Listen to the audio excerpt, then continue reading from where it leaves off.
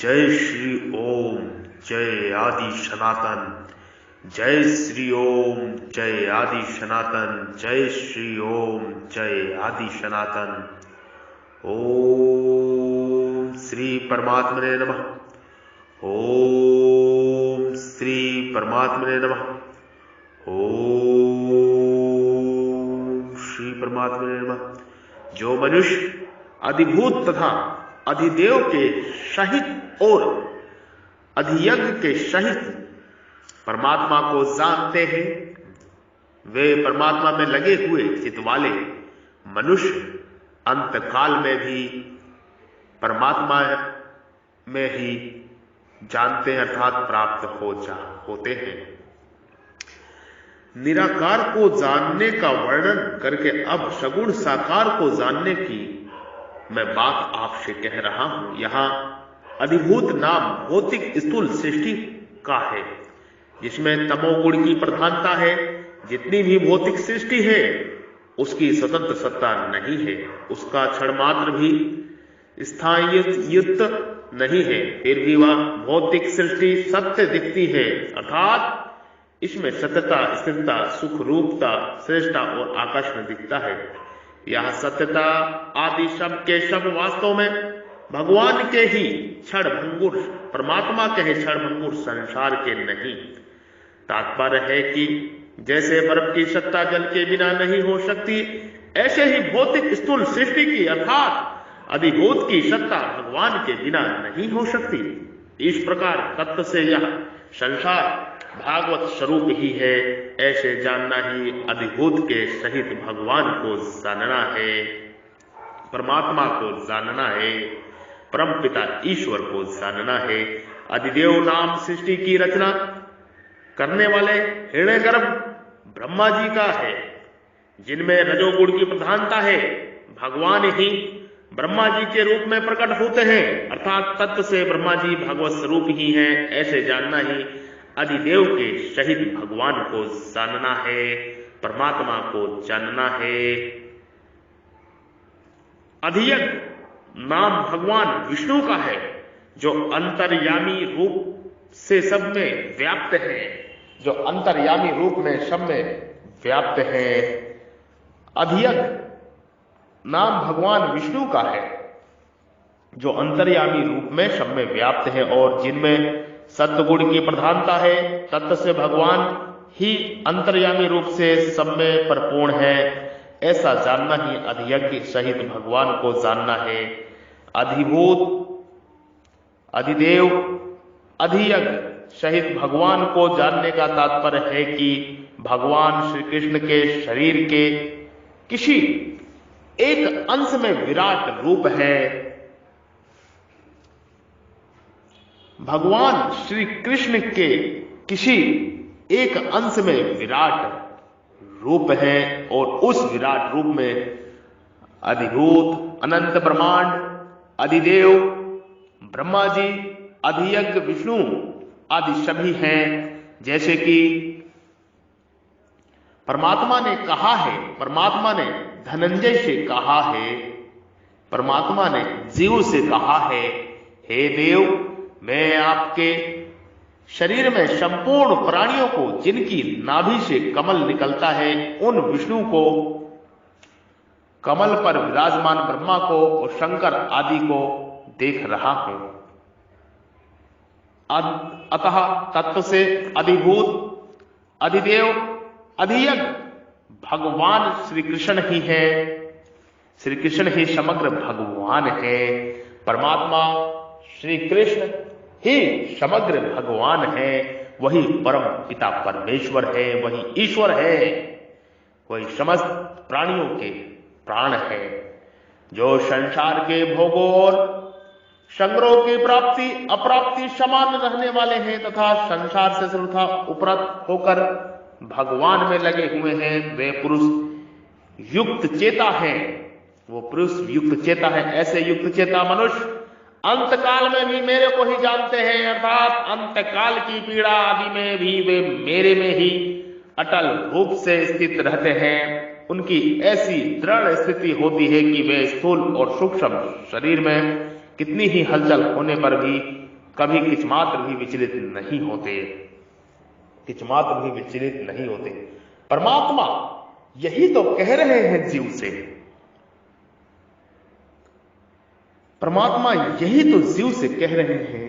प्रकृति और प्रकृति के कार्य, क्रिया, पदार्थ आदि के साथ अपना संबंध मानने से ही सभी विचार पैदा होते हैं और उन क्रिया, पदार्थ आदि की प्रकट रूप से सत्ता दिखने लग जाती है। परंतु प्रकृति और प्रकृति के कार्य से सर्वथा संबंध विच्छेद करके भागवत स्वरूप में स्थित होने से उनकी स्वतंत्र सत्ता उस भगवत तत्व में ही लीन हो जाती है, फिर उनकी कोई स्वतंत्र सत्ता नहीं दिखती। जैसे किसी व्यक्ति के विषय में हमारी जो अच्छे और बुरे की मानता है वह मानता हमारी ही की हुई है, तत्व से तो वह व्यक्ति भगवान का स्वरूप है, तत्व से तो वह व्यक्ति भगवान का स्वरूप है, अर्थात उस व्यक्ति में तत्व के सिवाय दूसरा कोई स्वतंत्र व्यक्तित्व ही नहीं है। उस व्यक्ति में तत्व के सिवाय दूसरा कोई स्वतंत्र व्यक्तित्व ही नहीं है। ऐसे ही संसार में यह ठीक है या बेठीक है, संसार में यह ठीक है या बेठीक है, इस प्रकार ठीक बेठीक की मानता हमारी ही की हुई है। तत्व से तो संसार भगवान का स्वरूप ही है। हाँ, संसार में जो वर्ण आश्रम की मर्यादा है, संसार में जो वर्ण आश्रम की मर्यादा है, ऐसा काम करना चाहिए और ऐसा काम नहीं करना चाहिए, ऐसा काम करना चाहिए, ऐसा काम नहीं करना चाहिए, यह जो विधि निषेध की मर्यादा है, इसको महापुरुषों ने जीव के कल्याण व्यवहार के लिए मान्यता दी है। जब यह भौतिक सृष्टि नहीं थी तब भी भगवान थे, जब यह भौतिक सृष्टि नहीं थी तब भी भगवान थे और इसके लीन होने पर भी भगवान रहेंगे। इस तरह से जब वास्तविक भागवत तत्व का बोध हो जाता है तब भौतिक सृष्टि की सत्ता भगवान में ही लीन हो जाती है, अर्थात इस सृष्टि की स्वतंत्र सत्ता नहीं रहती। इसका यह तात्पर्य नहीं है कि संसार की स्वतंत्र सत्ता न रहने पर संसार मिट जाता है, उसका अभाव हो जाता है। प्रत्युत अंतकरण में सत्य वेद जो संसार की सत्ता और महत्ता बैठी हुई थी, जो कि जीव के कल्याण में बाधक थी, वह नहीं रहती। जैसे सोने के गहनों की अनेक तरह की आकृति और अलग अलग उपयोग होने पर भी उन सब में एक ही सोना है, ऐसे ही भागवत के द्वारा, भागवत तत्व के द्वारा अनेक तरह का यथा योग सांसारिक व्यवहार होने पर भी उन सब में एक ही भागवत तत्व है, ऐसा अटल बुद्धि रहती है। इस तत्व को समझने के लिए ही परमात्मा बड़ी विनम्रता से जीव को समझा रहे, समग्र रूप से वर्णन कर रहे। उपासना की दृष्टि से भगवान के प्राय दो रूपों का विशेष वर्णन आता है, एक सगुण और एक निर्गुण।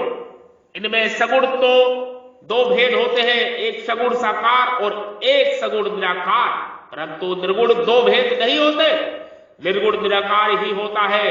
हाँ, निराकार के दो भेद होते हैं, एक सगुण निराकार और एक निर्गुण निराकार। उपासना करने वाले दो रुचि के होते हैं, एक सगुण विषय रुचि वाला होता है और एक निर्गुण विषय रुचि वाला होता है, परंतु इन दोनों की उपासना भगवान के सगुण निराकार, इन दोनों की उपासना भगवान के सगुण निराकार रूप की ही शुरू होती है। जैसे परमात्मा प्राप्ति के लिए कोई भी साधक चलता है तो वह पहले परमात्मा है, इस प्रकार परमात्मा की सत्ता को मानता है और वे परमात्मा के सबसे श्रेष्ठ हैं, वे परमात्मा सबसे श्रेष्ठ हैं, सबसे दयालु हैं, वे परमात्मा सबसे श्रेष्ठ है, सबसे दयालु है, उनसे बढ़कर कोई नहीं है, ऐसा भाव उसके भीतर रहते हैं। तो उपासना सगुण निराकार से ही शुरू हुई। इसका कारण यह है कि बुद्धि प्रकृति कार्य सगुण होने से निर्गुण को पकड़ नहीं सकती, इसलिए निर्गुण के उपासक का लक्ष्य तो निर्गुण निराकार होता है, पर बुद्धि से वह सगुण निराकार का ही चिंतन करता है। सगुण की ही उपासना करने वाले पहले सगुण साकार मानकर उपासना करते हैं, परंतु मन में जब तक साकार रूप दृढ़ नहीं होता, मन में जब तक साकार रूप दृढ़ नहीं होता, तब तक प्रभु और वे मेरे सामने ऐसी मान्यता मुक्त होती है, तब तक प्रभु है और वे मेरे सामने है, ऐसी मान्यता मुक्त होती है। इस मान्यता से सगुण भगवान की अभिव्यक्ति जितनी अधिक होती है उतनी ही उपासना ऊंची मानी जाती है। इस मान्यता से सगुण भगवान की अभिव्यक्ति जितनी अधिक होती है उतनी ही उपासना ऊंची मानी जाती है। अंत में जब वह सगुण साकार रूप से परमात्मा के दर्शन, भाषण, स्पर्श और प्रसाद प्राप्त कर लेता है, तब उसकी उपासना की पूर्णता हो जाती है। निर्गुण की उपासना करने वाले परमात्मा को संपूर्ण संसार में व्याप्त समझते हुए चिंतन करते हैं। उनकी वृत्ति जितनी ही सूक्ष्म होती है चली जाती है, उतनी ही उनकी उपासना ऊंची मानी जाती है। उनकी वृत्ति जितनी ही सूक्ष्म होती चली जाती है उतनी ही उपासना ऊंची मानी जाती है। अंत में संसार की आसक्ति और सगुण श्रोता त्याग होने पर जब मैं तू आदि कुछ भी नहीं रहता, केवल चिन्मय तत्व शेष रह जाता है, तब उसकी उपासना की पूर्णता हो जाती है। परमात्मा जीव को यही तो समझा रहे हैं, संसार को ज्ञान दे रहे हैं, संसार को ब्रह्म ज्ञान की दीक्षा दे रहे हैं। मैं संसार को ब्रह्म ज्ञान के बारे में उपदेश कर रहा हूं। अपने ब्रह्म से आप ये उपदेश समस्त जीव, समस्त प्राणी, समस्त आत्माएं ग्रहण करें। इस प्रकार दोनों को अपनी अपनी उपासना की पूर्णता होने पर दोनों की एकता हो जाती है, अर्थात दोनों एक ही तत्व को प्राप्त हो जाते हैं। सगुण साकार के उपासक को तो भगवत कृपा निर्गुण निराकार का भी बोध हो जाता है। मम दर्शन फल परम अनूपा, जीव पाओ निज सहज स्वरूपा। मम दर्शन फल परम अनूपा, जीव पाओ निज सहज स्वरूपा। निर्गुण निराकार के उपासक में यदि भक्ति के संस्कार है और भगवान के दर्शन की अभिलाषा है तो उसे भगवान के दर्शन हो जाते हैं, परमात्मा के दर्शन हो जाते हैं, अथवा भगवान को उससे कुछ काम लेना होता है तो भगवान अपनी तरफ से भी दर्शन दे सकते हैं। जैसे निर्गुण निराकार के उपासक मधुसूदनाचार्य जी को भगवान ने अपनी तरफ से दर्शन दिए हैं। भगवान ने कई भक्तों को दर्शन दिए हैं। ये आपके भाव पर निर्भर करता है, आप कैसे पहचानते हैं उनसे। वास्तव में परमात्मा सगुण निर्गुण साकार निराकार सब कुछ है। सगुण निर्गुण तो उनके विशेषण है, नाम है। साधक परमात्मा को गुणों के सहित मानता है तो उसके लिए वे सगुण है, और साधक उनको गुणों से रहित मानता है तो उसके लिए वो निर्गुण है। वास्तव में परमात्मा सगुण तथा निर्गुण दोनों है और दोनों से परे भी है, परंतु इस वास्तविकता का पता तभी लगता है जब बोध होता है। भगवान के सौंदर्य, मधुर, ऐश्वर्य, ओदर आदि जो दिव्य गुण है, उन गुणों के रहित स्वतंत्र सर्वत्र व्यापक परमात्मा को सगुण कहते हैं। इस सगुण को दो भेद होते हैं। सगुण निराकार जैसे आकाश का गुण शब्द है, पर आकाश का कोई आकार आकृति नहीं है, इसलिए आकाश सगुण निराकार हुआ। इसलिए आकाश सगुण निराकार हुआ। ऐसे ही प्रकृति और प्रकृति के कार्य संसार में परिपूर्ण रूप से व्यापक परमात्मा का नाम सगुण निराकार है।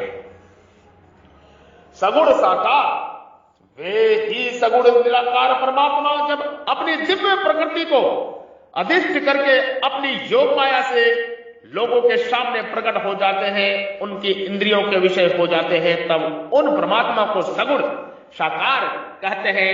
सगुण तो वे थे ही, अक्रयुक्त प्रकट हो जाने से वे साकार कहलाते हैं। जब साधक परमात्मा को दिव्यालौकिक गुणों से भी रहित मानता है, अर्थात साधक की दृष्टि केवल निर्गुण परमात्मा की तरफ रहती है, तब परमात्मा का वह स्वरूप निर्गुण निराकार कहा जाता है। गुणों को भी दो भेद होते हैं। परमात्मा के स्वरूप भूत सौंदर्य, मधुर्य, ऐश्वर्य आदि दिव्य अलौकिक अप्रकृतिक गुण और प्रकृति के सत्व, रज और तम गुण। परमात्मा चाहे सगुण निराकार हो चाहे सगुण साकार हो, वह प्रकृति के तत्व, रज और तम तीनों गुणों से सर्वथा रहित है, अतीत है। ये यद्यपि प्रकृति के गुणों को स्वीकार करके सृष्टि की उत्पत्ति, स्थिति और प्रलय की लीला करते हैं, फिर भी वे प्रकृति के गुणों से सर्वथा रहित ही रहते हैं। परमात्मा सर्वज्ञ है। जो परमात्मा के गुणों से कभी नहीं बनते, जिनको गुणों पर पूरा आधिपत्य होता है, वे ही परमात्मा निर्गुण होते हैं। अगर परमात्मा गुणों से बंधे हुए और गुणों के अधीन होंगे तो वे कभी निर्गुण नहीं हो सकते। निर्गुण तो वे ही हो सकते हैं जो गुणों से सर्वथा अतीत है, परे, और जो गुणों से सर्वथा अतीत है, ऐसे परमात्मा में ही संपूर्ण गुण रह सकते हैं। इसलिए परमात्मा को सगुण, निर्गुण, साकार, निराकार, सगुण, निर्गुण, साकार, निराकार आदि सब कुछ कह सकते हैं। ऐसे परमात्मा का ही चिंतन हमको करना चाहिए। परमात्मा जीव को यही तो समझा रहे हैं। परमपिता परमेश्वर भगवान के इस लीला को आपरा और अप्रतनशील परा नाम से कहा है। भगवान की ये लीला है, परमात्मा की लीला है। निर्गुण निराकार, सगुण साकार, तीनों स्वरूपों का एक एक करके हम ध्यान कर सकते हैं, वंदन कर सकते हैं, उपासना कर सकते हैं। परमात्मा सर्वज्ञ है। वासुदेव सर्वम, वासुदेव सर्वम, वासुदेव सर्वम, वासुदेव सर्वम, ऐसा मानना, जानना साधना का एक लक्ष्य होना चाहिए। तभी साधना में सफलता पूर्ति होती है।